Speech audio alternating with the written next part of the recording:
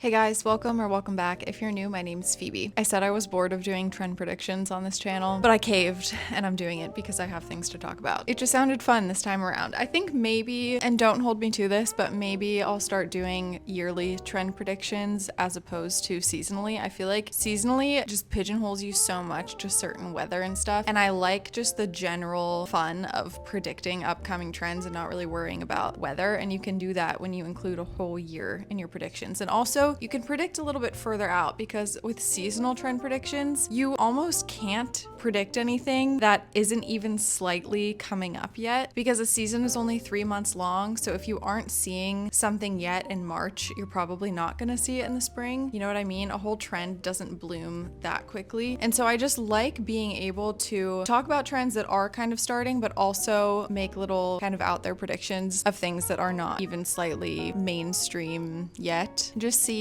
how close I can get. But I also wanted to talk about my fashion ins and outs, what I'm liking and what I'm wanting to leave behind in 2024. And I kind of thought I would just combine all of that into this one video, and there is probably some overlap. But first things first, you guys know my love for fashion and interest in fashion began at a very early age, but I'll tell you what, I have not really even once started learning about fashion design until I took a class on Skillshare, who is the sponsor of this video. So I'll talk about that class in a second. Skillshare is the largest online learning community for creatives with thousands of classes led by industry experts across film, illustration, design, freelance, productivity, and more. Skillshare can help you take your career, skills, hobbies, passions, or side hustles to the next level. One thing I love about Skillshare is that they put together custom learning paths, which are curated sequential class collections that can help you master a specific skill. You guys know me, you know I've been obsessively exploring their fashion and interior design classes, and there are so many awesome ones to choose from. The class I was just mentioning that I took that I absolutely loved was called The First Steps of Fashion Design from Concept to Illustration. It was so helpful and clear and concise, and it was so satisfying to watch a professional fashion designer in his element, sketching designs and breaking down his process along the way. I've also spoken before about how much I love Skillshare's Learn by Doing approach, where members can share a project after completing a class and get feedback from the community. And right now, the first 500 people to click the link in my description will receive a 1-month free trial of Skillshare. Get started today.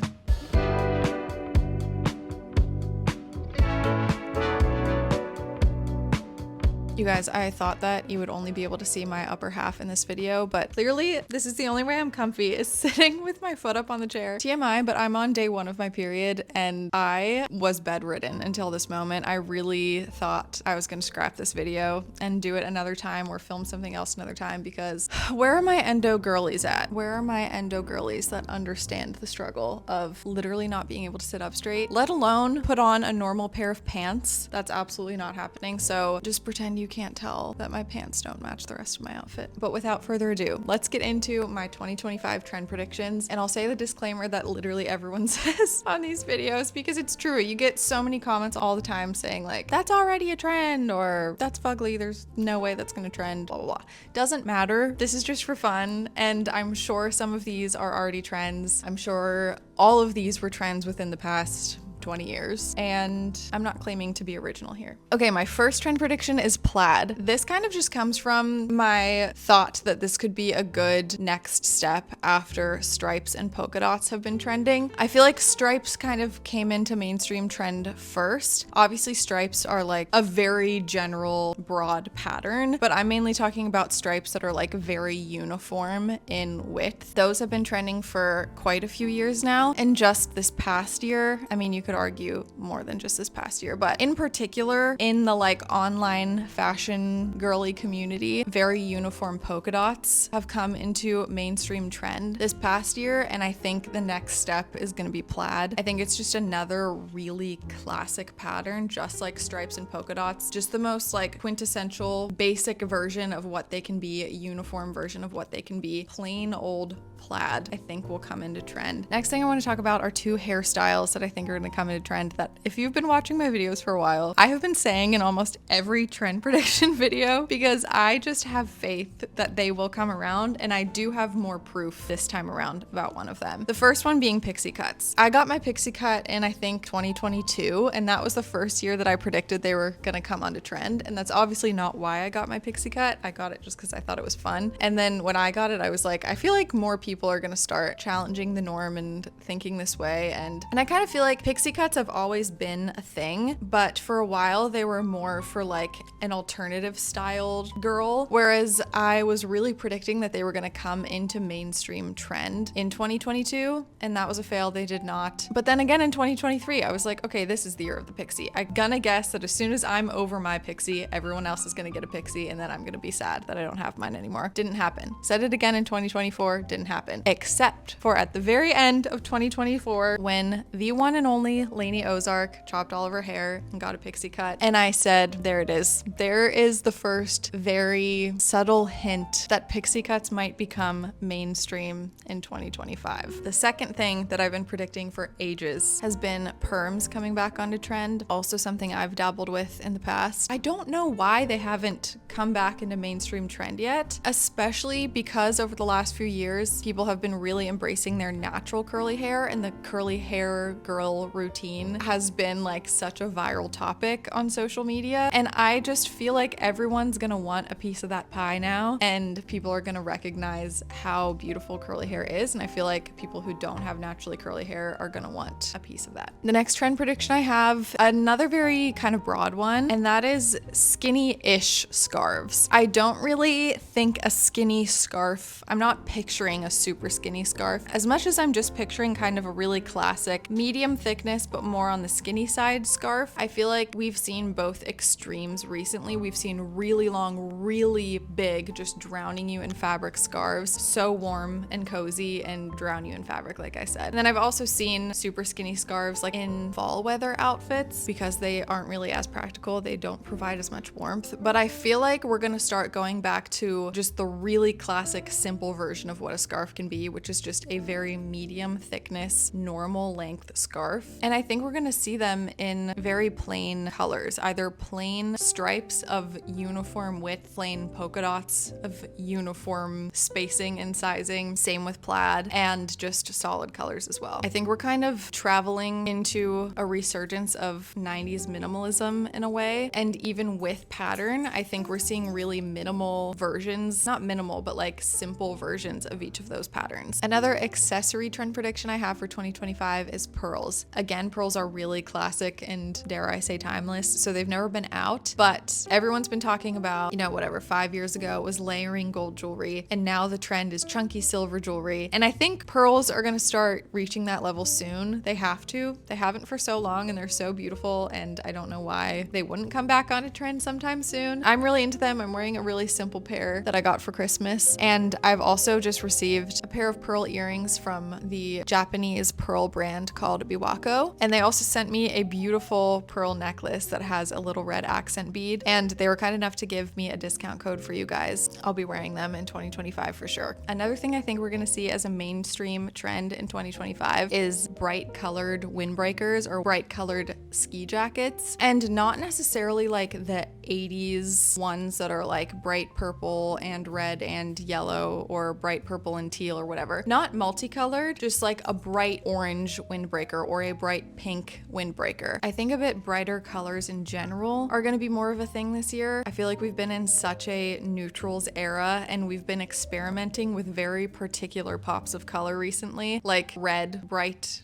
true red was no doubt trending for such a long time, and then it kind of morphed into burgundy, and now I have heard 2 people talk about how they think that that's gonna morph into more of a raspberry, like more of a purple than a burgundy. And I'm gonna take it a little bit further and say that I think the trending colors of this year are gonna be indigo, cobalt blue, and a true purple, like a true purple. We haven't seen that in mainstream trend in so long. I feel like is a mainstream purple is a true purple. And I've been seeing true purple, true cobalt blue, and a mix of the two, indigo, like teaching an art lesson. I have seen those 3 colors recently on my Pinterest feed. The algorithm has been feeding them to me, and I just think they're so beautiful and so, I mean, what more can you say about a color? I just think they're really flattering, and I think that they're a little bit more adventurous than the red and burgundy that we've been seeing. Does that make any sense? And another trend prediction, this is a beauty trend prediction, I guess, for 2025 is shimmery lipstick. And that might sound weird, but I'll put photos on the screen so that you can tell what I'm talking about. Not like sparkly and not necessarily metallic, but maybe a little bit, kind of like halfway between a satin lipstick and a like shimmery, sparkly, metallic lipstick. Just a lipstick that has an extra little like sheen on it. Not shiny like satin because it looks moist, but shiny because you can tell there's actually a shine and shimmer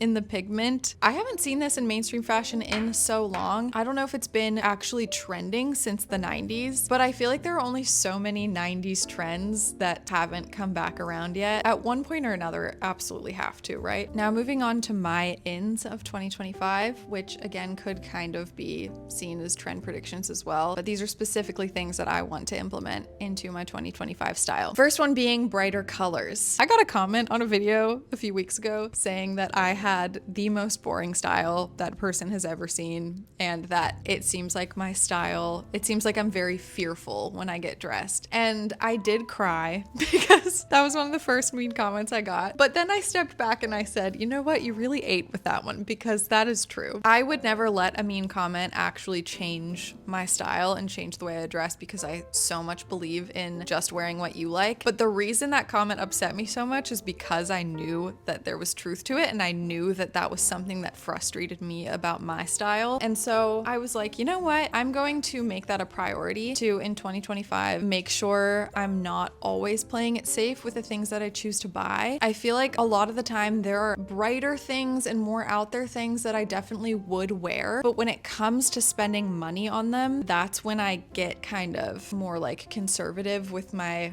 style and with my spending. Like if someone gave me an outfit and said, here, do you want to borrow this? And it was like a beautiful bright colored outfit that I loved, I absolutely would wear it. But because you have to like put your money where your mouth is, I feel like I was always playing it safe with what I was purchasing, because I wanted to feel smart and conservative with my money and make sure I was spending money on things that I would never get sick of or could wear with everything or could wear for a long time. And I think that really pigeonholed me into a really kind of boring to me wardrobe. That being said, in 2025, I want to make sure that I am also investing in some pieces that really catch my attention and are things that I would love to wear that maybe I wouldn't have bought in 2024. Specifically, colors that I'm loving right now are like a bright blue, almost leaning turquoise. Same with like a bright coral color I've been loving. I just bought a top from a brand called Scarlett and Sam that I'll put on screen. And I just know for summer, I'm gonna love brighter colors like that. I'm just trying out more different colors that I wouldn't just default to buying, but that I think could make me feel really good. Another in for 2025 for me are simple cotton mini dresses, not necessarily super tight or super loose, just like well-fitting basic cotton dress. Been loving these in kind of every simple cut. So a simple tube dress or a simple tank dress or a simple long sleeve mini. I got one from the brand Jill Rodriguez, I believe is how you say it, and wore it on Christmas, and I absolutely adore it. I am almost considering buying it in another color that has been out of stock for ages, that bright blue color that I was saying I was super into. But these kinds of dresses, I have never been a dress girl, and I think that I just didn't really find the kind that I liked on myself, even though I'm starting to be a little bit more adventurous in terms of color and pattern, I guess. When it comes to cuts, I really do like my really simple cuts. So these dresses feel a little bit more digestible to me and feel a little bit more me coded than other dresses. Another in for me for 2025 is, this is a maybe. This is one I'm tempted to make in, and that is the classic tall chestnut Uggs. No platform, no buttons, nothing fancy about them. Just the classic tall chestnut Uggs that I had in middle school. I want them back. I don't quite know yet how I would style them, but I want them. Another in, and this isn't really gonna be in my like daily style, I guess, but I've been really liking heels that are a little bit taller than kitten heel height. I still love kitten heels. I don't think those are out for 2025 for anyone really. I've been loving the look of slightly higher heels, kind of any kind. I did talk about wedges in my last trend predictions video, and I think that is kind of a strong trend at the moment. I mean just like a regular block heel or stiletto heel that is taller than a kitten heel. almost exactly how you see kitten heels styled, but just with a higher heel. I feel like committing to the heel is really fun, and I think we'll start seeing that a little bit more, and that's something that I want to play with as well. A little beauty thing that I want to be in for myself in 2025 is playing with the look of eyeliner in the waterline again. I used to do this in high school when I wore 10 pounds of makeup every single day, but I've recently been seeing it on some people and I think it looks so freaking cute. It's another thing that I just don't commit to because I'm scared. I just want to have more fun in 2025 in fashion and in beauty and in interior design. In every area of my life, I want to just do what I like without worrying about people's perceptions of it or my own perception of if I feel like I'm trying too hard or not trying enough or blah, blah, blah. Another in for me for 2025 is zippers. I feel like we've been seeing jackets and cardigans that are button-ups on trend for so long, and I feel like something that I want to be my trend in 2025 is full zip-up jackets, like a cashmere zip-up cardigan or a turtleneck zip-up sweater, full zip. I've just been loving. I think they look so cozy and effortless, a little bit more casual than a button, but just, I don't know why zippers are cozy to me. And my last in for 2025 is getting my nails done. I have always been so against getting my nails done on a regular basis because I thought that it was just such a waste of money, which it kind of is because it really does cost so much money to actually keep on top of them. But because I'm committed to really not worrying about looking too much and just wanting to express myself in all of these new ways and getting really excited about expressing myself again, and especially because I do still, all of that being said, enjoy really simple basic outfits, it makes me feel so much more put together and so much more playful to have my nails done in a fun color, because then I feel like I can dress however I want and still have that element of like playful expression always there. And that has just been really fun for me, and I want to carry that into 2025. And ending with my outs, which I only have a few. My outs for 2025. First out for me is over thrifting. I feel like I'm pretty good at not buying a ton of new clothes because I've been there before and I have felt the shame of overspending on clothes and I don't want to go back there. I have felt the shame of having a closet full of new clothes that I don't wear and feeling that kind of like environmental shame about it. And I just feel so much better when I buy minimally and really intentionally. But I think because thrifting doesn't come with as much of that monetary or environmental shame, I have tended to just like let myself go crazy at the thrift, especially because you don't know if that thing is going to be there again. And because it's so cheap, it's like, well, maybe it'll work. I can just try. And if it doesn't work out, it's not that big of a deal. I'll just take it back to another thrift store or whatever. But that does still leave me with a closet of a bunch of things that feel not super intentional because they're just things I grabbed. I don't want to grab things anymore. I want to really intentionally choose things. I want that to be the case whether it is something new or whether it's something thrifted. Another out for me for 2025, and take all of these with a grain of salt because I bet you with 100% certainty I will do this in 2025 at least once, but it's just something that I want to kind of stray away from. And that is wearing the color combination of gray, black, burgundy, and leopard print, or gray, black, red, and silver. I just think those specific color combinations and color formulas for outfits were so hit you over the head trendy in 2024 that I'm genuinely just getting kind of sick of them. I don't think there's anything wrong with them. I think the reason they trended is because they're really objectively harmonious palettes. But I really do just kind of want to step away from that, take a step back, take a break, and start playing with newer, fresher colors that I haven't seen in a while, and I especially haven't seen on myself in a while. And my last out for 2025 is fear. And I just talked about this, but I'm trying so hard, and you can hold me accountable, to reject the fear of looking too simple, reject the fear of looking too out there, reject the fear of looking like you're trying too hard or of looking like you're not trying hard enough, the fear of looking boring, the fear of looking too attention seeking. Everyone has different tastes and different opinions, so no matter where you land on that slider, someone's gonna think you're too this or too that. I just want want to be really done with hyper analyzing myself, because I never hyper analyze others that way. I don't want to be mean to myself in any way, shape, or form about something that's just supposed to be fun. So that is my last fashion out of 2025, is fear and overthinking and comparison. Let me know your 2025 trend predictions and your personal ins and outs for 2025. And if you like this video, give it a thumbs up and subscribe to my channel if you want to. And with that, I'll see you guys in a few days with another one. Bye guys.